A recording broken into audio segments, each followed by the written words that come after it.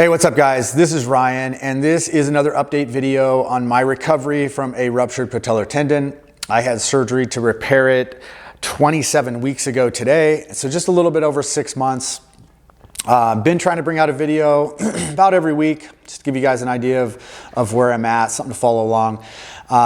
Last week on my 6-month video, I tried to give a pretty good rundown of what the actual condition of my knee is physically. And I forgot a couple things, so I do want to mention those. One of those things is that I'm still pretty tender under the kneecap. So not something I notice walking, moving, even running. But if I hit my kneecap, so if I do something stupid and I walk into an object, the difference between the discomfort that I have in that knee versus if I were to walk into an object with my good knee is pretty huge. It's really tender in those scenarios. If I have to get down on the ground for any reason, for example, last night I was doing a CPR class. We had the mannequins laid out on the floor, little thin mat, but I had to get down on my knees in order to do the compressions. And I could do it, but I was in a decent amount of discomfort. I don't know how long that takes to go away. It'd be awesome if that went away, just because I'd like to get a Nordic bench and start doing some Nordic curls. But at this point, I just couldn't do that movement based on the discomfort under my knee if I'm putting my weight on my knee. The other thing that I was going to mention is the crunching that goes on in my knee. So I've always had crunching in my knee as long as I can remember, probably since I was 20 years old. I don't know, that's just from being active. But it's quite a bit worse than it's ever been. It's not painful. I'm gonna try to get my microphone up against it and get a video and give you an idea of what that sounds like.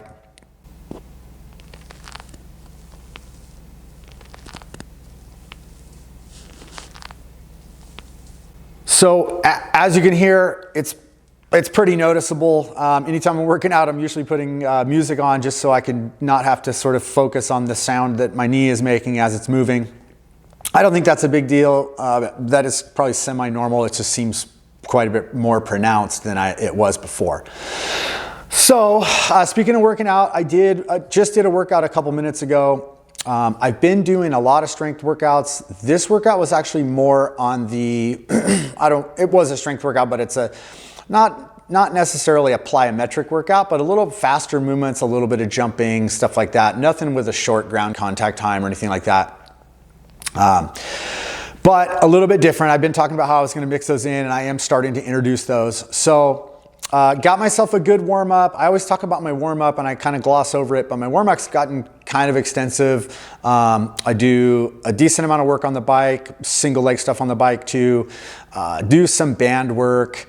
I love the bands because they hit your glutes, and your glutes and your hamstrings are something that after this exercise you got to work, because it all kind of comes together to stabilize your knee. It's not just your quads. I do a couple things to limber up. I do a balance ball where, that really hammers your hamstring and your glutes as well. I get on my leg extension machine. I do a couple different exercises. I do a real light, just single leg, lift on that, and then I do just an eccentric where I'm lifting, it's a little heavier, and I'm lifting it up with both legs and lowering it down slowly. After that, I moved on to my sled. I think I mentioned before that I was going to buy a sled, and if you've got access to a sled, I can't recommend it enough. If you don't, you can kind of replicate it, these exercises on a hill. So you could walk backwards up a hill, which simulates pulling the sled, and you can walk forwards up a hill. I do think the sled's a little bit better, only because you can create a little bit different angle, especially when you're pushing the sled. You're up on your toes. You'd have to be going up a pretty steep hill to simulate that. So do the sled. I have a short stretch. It's about 25 feet long. I do that. I do 5 sets of 5 down and back. After that, I moved on to the sort of the meat and potatoes of the workout, which started with some side-to-side jumps. So it's a jump off one leg, landing on the other leg, a distance that you can land, catch yourself, and balance on that leg before you then spring back to the other leg. Excellent exercise. I really like it for my recovery. It actually is a little bit similar to one of the exercises that they use as a return to sport test after a knee injury. And so that's something I'll talk about in another video, but really like that exercise. After that, did some single leg box jumps. I mentioned before, I don't love box jumps, but in this context, it's nice because it takes out the landing. And so it's just a jump. Because I'm landing on the box, I'm not coming down with a lot of force. Sets of 8 on that. Then I moved to a double leg box jump, raised the box up just a little bit. Again, 3 sets of 8.